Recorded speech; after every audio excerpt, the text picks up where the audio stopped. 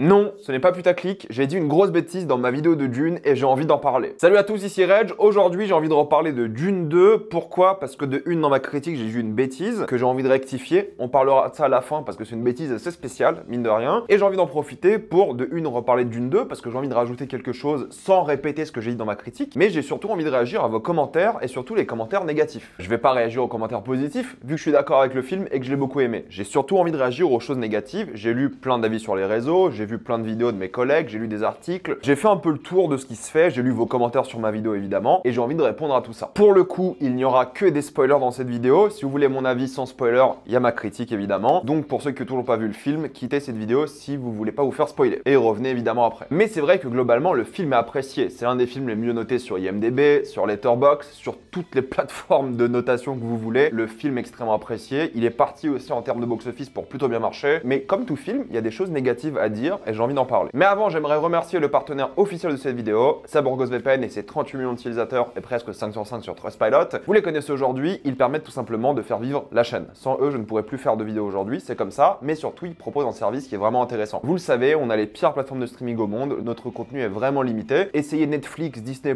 ou n'importe quelle plateforme en Belgique, en Suisse, au Canada, et la plateforme sera complètement différente. Exemple tout bête, l'un de mes films préférés de l'année dernière est disponible, Past Lives par exemple, mais aussi Dune 1. Chez nous, Dune 1, il est difficile d'accès, alors que dans d'autres pays, vous pouvez facilement. Il y a plein d'autres films récents, comme de Marvel sur Disney+, je sais que vous l'avez pas vu en salle, Napoléon sur Apple TV+, je sais aussi que vous l'avez pas vu en salle. Il y a plein de films comme ça que vous pouvez débloquer facilement. En plus de ça, vous pouvez avoir YouTube Premium pour beaucoup moins cher, que ce soit en prenant un pays de l'Union Européenne où ça coûte moins cher, ou des pays au-delà de l'Union Européenne, comme la Turquie, l'Argentine, l'Inde, ça marche. Et YouTube sans les pubs, c'est trop bien. Vous serez bien plus grande sécurité avec un VPN, que ce soit sur la Wi-Fi de l'université, la bibliothèque, l'hôtel ou même chez vous. Vous pouvez partager votre compte avec 7 personnes au total, c'est disponible sur tous vos appareils préférés. Vous pouvez essayer par vous-même car vous êtes satisfait ou remboursé sous 45 jours et vous avez une assistance technique en français 24h7. Utilisez le lien dans la description et dans le commentaire épinglé afin de vous abonner à Saburgos VPN et bénéficier de 83% de réduction plus 4 mois gratuits. Foncez sur l'offre. J'ai envie de parler de quelque chose par rapport aux gens qui ont lu les livres rapidement. Moi j'avais lu Dune au lycée, j'en avais pas beaucoup de souvenirs, mais du coup là récemment, genre cette semaine-là, je me suis retapé un récapitulatif de 4 heures pour revoir un peu les différences et j'ai aussi vu des comparatifs par rapport au film parce que du coup j'ai décidé de me prendre Dune Messiah. Alors j'ai pas le temps de le lire donc j'ai pris un audiobook comme un hérétique. Du coup j'ai écouté Dune Messiah le livre, j'ai commencé aussi à écouter Children of Dune. On en parlera évidemment bien plus en détail par la suite. Mais il y a quelques gens qui ont lu les livres qui se sont plaints de quelque chose assez intéressante. C'est moins bizarre que les livres, le film, et je suis d'accord. Clairement, le délire des épices est moins bizarre, il y a moins de choses vraiment alternatives, moins de SF par rapport à des aliens et d'autres factions. Des aliens entre guillemets, on va dire plutôt des déformations qu'autre chose. Choses qui sont présentes dans le film de Lynch de l'époque. Parce que ce qui intéresse Lynch, c'est plutôt ça, c'est le psychédélique, c'est tout ce qui va dans le délire des épices, qui est un petit peu abordé dans ce film-là, avec des plans sur l'univers, avec des visions très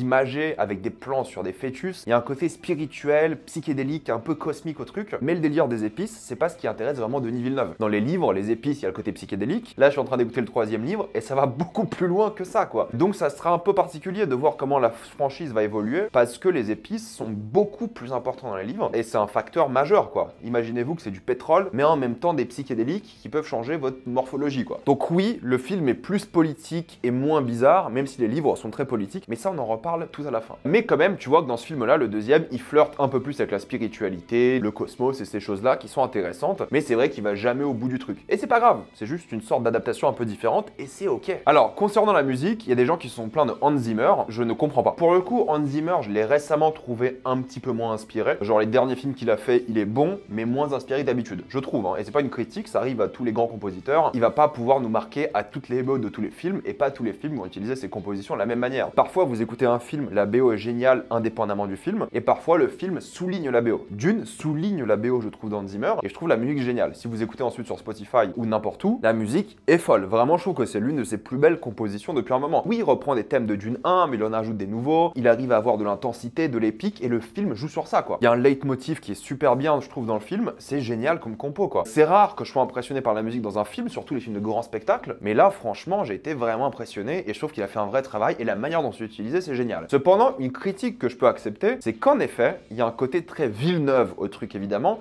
c'est très bruyant. C'est un truc que Villeneuve il fait beaucoup et Nolan aussi, si on peut faire le rapprochement. Lorsqu'ils te montrent des grandes choses épiques, ils aiment pas trop le silence, ces gens-là. Il y a toujours un grand boom, je parle pas d'explosion, mais tu sais, un boom sonore, il y a toujours une envolée lyrique et c'est ça que les gens adorent aussi et moi j'aime bien aussi. Mais je peux comprendre les gens qui sont dérangés par le bruit constant alors que tu as des magnifiques plans de désert, tu as cette fresque épique qui s'affiche devant toi et tu as un bruit constant. Parfois, l'image dans certains films aurait pu être suffisante. Et là, je pense que les images auraient pu être suffisantes aussi et peut-être une légère musique ou pas de musique du tout que ces gros booms. Encore une fois, moi j'ai adoré, je trouve que ça donne encore un truc un peu plus épique, mais c'est pas subtil forcément. Et c'est pas grave. Ça, c'est une critique vraiment que je peux accepter, je peux comprendre et je peux comprendre que ça peut déranger des gens. J'ai un classement de Denis Villeneuve qui va sortir là ce mercredi, c'est déjà tourné, c'est emballé. Et un truc que j'ai remarqué dans toute sa filmographie, j'ai vu ses 11 films, c'est qu'il manque d'émotion. Il y a très peu de films où il arrive à avoir de l'émotion. Et Dune 2, c'est l'un de ces seuls où il arrive un peu à chercher de l'émotion. Mais c'est pas de l'émotion par rapport à des relations de personnages, par rapport à de la tristesse, de la joie et tout. C'est plutôt de la fierté qu'on ressent. On est plutôt impressionné par le film. Les frissons qu'on a, c'est par l'aventure, c'est par les pics, plutôt que certains arcs narratifs. Encore une fois, c'est pas un problème pour le film, mais c'est vrai que peut-être il aurait fallu avoir un peu plus d'émotion dans la relation Paul-Chani, mais ça m'a pas dérangé encore une fois. Je peux comprendre ceux qui sont un peu hermétiques à ça, parce que pour moi l'émotion, c'est comme Avatar 2, c'est l'épique. C'est le grandiose, c'est découvrir le monde, c'est être sur une planète pendant 3 heures. C'est une émotion différente, mais c'est une émotion quand même. La mort d'un personnage dans Avatar 2 est touchante. Voir Timothée et son personnage de Paul qui devient un faux prophète qui va mener un peuple au génocide, c'est ça qui est beau aussi. Il y a un truc en nous, je pense toujours à Tarantino qui parle de Joker, lorsqu'il dit que globalement, t'as pas envie que Joker tue le personnage de Robert De Niro, parce que c'est la mauvaise chose à faire, soyons d'accord. Mais toi, en tant que spectateur, t'as envie de voir ça pour le drama. Et là, c'est un peu la même chose, c'est une émotion différente dans le sens où t'as envie de voir Paul Atreides devenir ce faux prophète et assumer la responsabilité du génocide qu'il va commettre parce que c'est stylé, parce que c'est pour le drama. Mais globalement, c'est une très mauvaise chose. Et la fin de Dune 2 est une fin très très négative. C'est une fin catastrophique. Si vous avez vu le film et vous avez vu les visions, vous comprenez que ce que Paul fait dans le film se réalise parce que les visions sont auto-réalisatrices et du coup, il a accepté le fait qu'il va causer la mort de plein de milliards de personnes comme il dit dans le film. On n'a pas encore la confirmation parce que le film n'est pas sorti, ça on en parle après si vous voulez, mais globalement, c'est une fin mauvaise. On n'est pas censé se réjouir du djihad qui arrive à la fin, la guerre sainte. Et encore une fois, je précise pour ceux qui ne savent pas, j'utilise le terme djihad parce que c'est le terme officiel des livres qui a été supprimé des films. Mais globalement, qu'une guerre sainte débute dans l'univers, c'est pas une bonne chose. Mais nous, en tant que spectateurs, c'est exceptionnel. C'est ce qu'on veut. Donc c'est une émotion un peu différente, mais je peux comprendre encore une fois les gens qui sont un peu hermétiques à ça, qui voulaient plus de relations peut-être amoureuses, plus de sentiments et tout, qui voulaient autre chose que ça. Je peux le comprendre. Je suis pas spécialement d'accord, mais je le comprends. Mais c'est ça qui est intéressant, c'est d'essayer de comprendre les arguments des gens et voir comment on peut argumenter ensemble. C'est pas parce que je suis d'accord avec une critique négative que ça gâche mon appréciation du film. Vous voyez ce que je veux dire? Pour rappel, encore une fois, parce qu'il y a des gens qui l'ont pas compris, j'imagine, rappelez-vous que les Bene Gesserit sont une secte qui crée des fausses prophéties sur toutes les planètes afin d'avoir un contrôle sur toutes les planètes. Et là, l'idée, c'est que les Bene Gesserit voulaient contrôler Paul, mais évidemment, Paul va à l'encontre des Bene Gesserit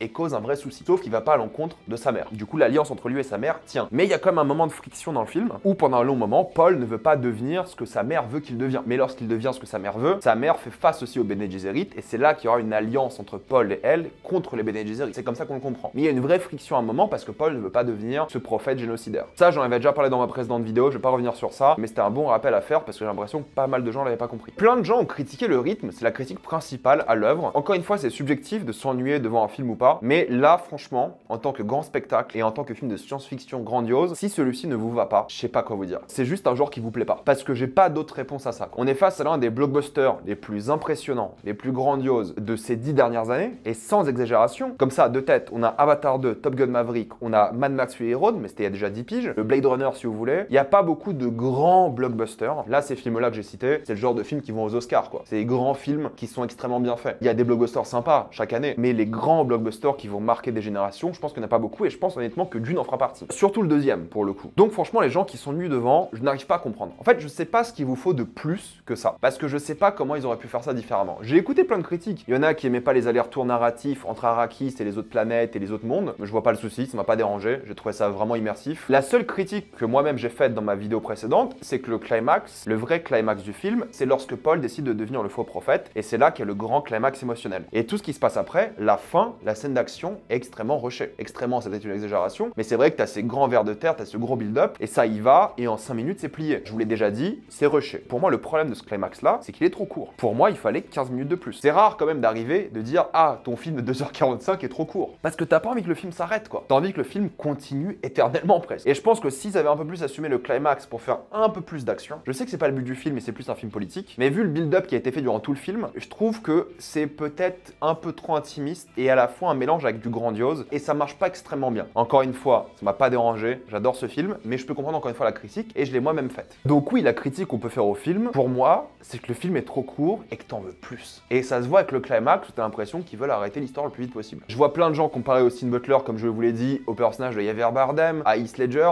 Écoutez, je trouve Austin vraiment bien, c'est un bon méchant, mais c'est pas lui qui m'a le plus marqué dans le film. Pour moi, Timothée Chalamet est la personne la plus marquante du film. Même Rebecca, je la trouve plus marquante, même Zendaya. En termes d'acting, je parle juste, mais même en termes de personnage. Austin, ce qui est impressionnant, c'est la séquence autour de lui. C'est l'enjeu politique autour de lui. Son personnage, je le trouve pas si fascinant que ça. Il est bien, encore une fois, mais je vais pas m'en rappeler. Il va pas marquer l'histoire du cinéma en tant que méchant. Très cool, sympa, mais son contexte est plus intéressant que lui-même. Et le climax avec le combat final est un anti-climax, je trouve. On passe beaucoup de temps sur un personnage qui a une conclusion banale et simple. C'est pas dérangeant dans le cadre du film, je trouve ça bien, mais n'allez pas faire des éloges monstrueuses en mode c'est le prochain Heath Ledger, quoi. Tout doucement. Austin, il aura ses Oscars, il aura ses récompenses, mais cette performance ne mérite pas une récompense, un Oscar par exemple. C'est une bonne performance, mais il y a zéro subtilité, il en fait des caisses, mais c'est le but. Mais c'est pas grave de pas être nommé à l'Oscar s'il fait bien son taf. Mais je vois des hyperboles sur ce personnage-là, surtout de la part du TikTok américain et du Twitter américain, où je me dis non mais les gars, calmos quoi. Il est bien, mais vous en faites des caisses. Il y en a qui étaient déçus du traitement de Batista, qui joue un personnage bien plus abruti que dans le premier. Ça m'a pas dérangé. Oui, sa mort était un peu expéditive,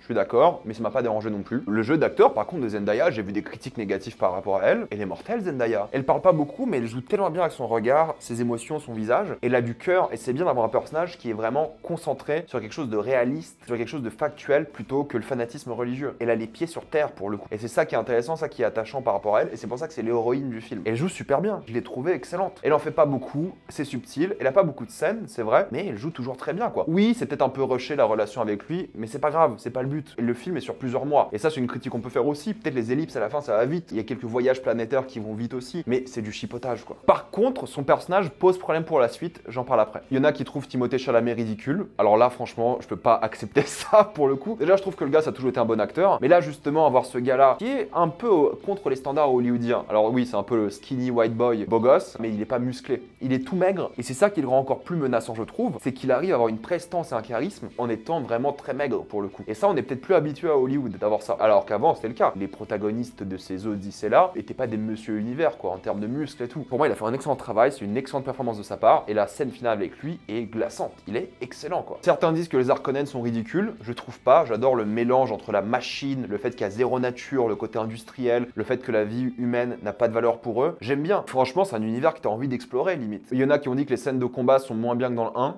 Peut-être, à la limite, j'ai pas revu le 1 depuis un moment, mais franchement, les scènes d'action, elles sont vraiment cool. Et c'est pas le but d'avoir des scènes d'action impressionnantes au corps à corps. Peut-être le climax et le combat entre les deux auraient dû être plus forts, en termes de choré et de mise en scène, pourquoi pas. Mais bon, ça m'a pas gêné non plus. Ce qui est intéressant par rapport à ce film, et j'ai vu des remarques par rapport à ça sur les réseaux, ce film devait sortir en octobre de l'année dernière, ou le 1er novembre, un truc comme ça. Et si le film était sorti en novembre, la course aux Oscars aurait été complètement différente. Oppenheimer, on sait qu'il va prendre toutes les catégories techniques, ou presque. Son montage, peut-être même photo d'ailleurs, musique et tout, il va en prendre 6 ou 7, je pense, des Oscars sur le côté technique. Si Dune était sorti en octobre, franchement, Oppenheimer aurait chopé peut-être meilleur réal et peut-être meilleur film, mais ça s'arrête là, quoi. Peut-être meilleure photo à la limite. Mais franchement, si le film était sorti là en fin d'année pour les Oscars, il aurait fait mal. Je pense vraiment qu'il aurait changé beaucoup de choses pour la course aux Oscars, et je pense qu'il serait parti avec des Oscars. Cette année-là, je sais pas ce qu'il pourra lui faire face en termes de blockbuster. On est qu'au début de l'année, il y a toujours des surprises jusqu'au dernier jour de l'année, et même pour nous en Europe, même jusqu'au début de l'année prochaine, parce que les films à Oscars sortent chez nous en janvier, février, mars d'habitude. C'est vrai que ça aurait été rigolo de voir face à Oppenheimer l'année dernière. Je vois plein de gens comparer le film à Avatar. Oh, regarde, c'est ce que Avatar rêvait d'être, Dune 2. Déjà, Avatar, c'est exceptionnel. Les gens critiquent trop Avatar pour le scénario. Le scénario d'Avatar est exceptionnel. Et il est aussi complexe et simple, comme vous le dites, que Dune 2. Et je me battrai pour vous prouver ça si vous voulez. Incompréhensible la haine que reçoit Avatar, et incompréhensible à quel point critique toujours qu'une seule chose sur Avatar, quoi. Bref, je vais pas rentrer dans ce débat-là, mais arrêtez de comparer, quoi. C'est bon, appréciez tous les films. C'est des films grandioses qu'on a eu l'occasion de voir là. Appréciez-les, quoi. Pour ceux qui n'ont pas vu le film Dune de l'époque, Je vous le conseille, c'est intéressant à voir maintenant que vous avez vu les 2 premières parties de l'histoire du coup qui est sortie récemment. C'est différent, mais c'est intéressant et c'est imparfait. Mais c'est très spécial à regarder maintenant que vous avez vu les 2 suites. Il y a aussi une série d'une, une mini-série qui est sortie à l'époque. Je crois qu'il y a 2 saisons. Il y en a une avec James McAvoy qui joue le fils de Paul Atreides. C'est rigolo. Je l'avais pas reconnu, j'avais vu cette série à l'époque. Je savais même pas que c'était Dune quand je l'ai vu à l'époque, quand j'étais gosse. Maintenant j'ai compris que c'était Dune. De souvenir, c'est pas bon, mais quand j'étais gamin, j'étais un peu impressionné. Et c'est bizarre parce que parfois tu vois des trucs comme ça, tu te dis mais c'est vrai. En fait, je connais Dune depuis que je suis tout petit, mais tu fais pas le lien dans ta tête. Mais c'est vrai que quand j'ai vu cette affiche là et j'ai vu James McAvoy, je fais mais oui, mais j'ai vu ce truc en fait quand j'étais petit. Maintenant, mon erreur vient d'un truc que j'ai dit à la fin. J'ai dit à la fin de ma précédente vidéo que le prochain film sera la guerre sainte, la guerre